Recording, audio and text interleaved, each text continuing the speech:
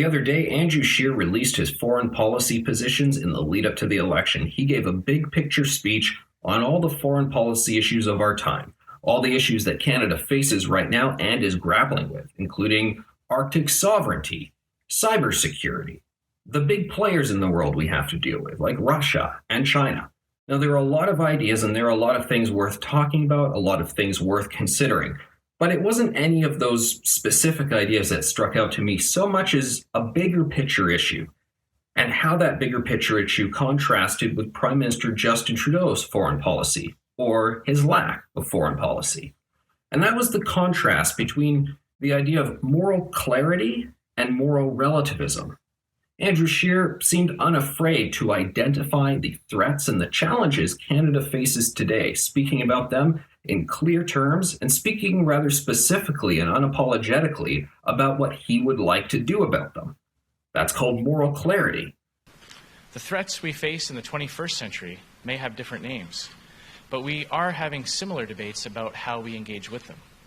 Some would continue to prefer to see Canada take a non-alignment posture, treating democracies and dictatorships in equal and similar fashion. But as Prime Minister, I will firmly reject that pretension that Canada could or should be neutral on the big questions of our time, or fail to work strategically with our allies to advance the space for freedom, democracy, human rights, and the rule of law. Whereas Justin Trudeau personifies and exemplifies, most unfortunately, the idea of moral relativism. That idea where you say, well, Canada's great, but, other countries are great as well. And yeah, I guess we should do this and that, but we don't want to upset them and we have to understand their values too. So, okay, I don't know, let's just let them do their thing. And you're left with this uncertainty about, okay, fine, but have to play the cards we're dealt. Here we are in the world. How are we going to deal with a lot of these challenges?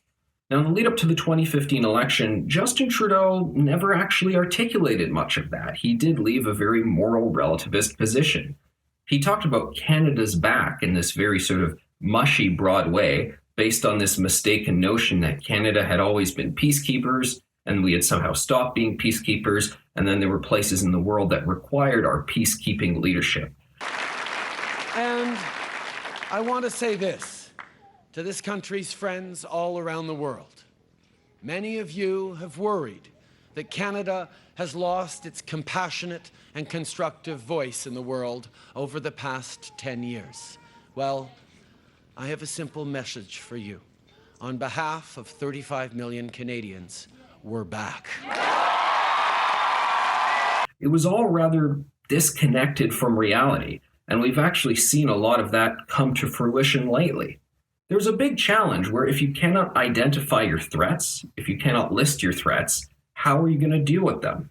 There's this famous document from the 1940s in American foreign policy called the Kennan telegram. George Kennan was one of the leading diplomats that they had in the Soviet realm in the USSR. And he was trying to do a threat assessment of exactly what the Soviet policy was, what they wanted to do to the rest of the world, their relationships with the US, and how there should be a response. A very robust, mature, rigorous document. And it crafted a lot of American foreign policy for the next decades to come. It proved as a sort of guiding document for all of that. Now, Andrew Scheer, he hasn't done any deep dive comparable to that, but he's talking about the big issues of the day in a very unapologetic and aggressive and firm way. Whereas Justin Trudeau, you notice he just talks about go feminism and go diversity, not just on the domestic sphere, but in foreign policy as well.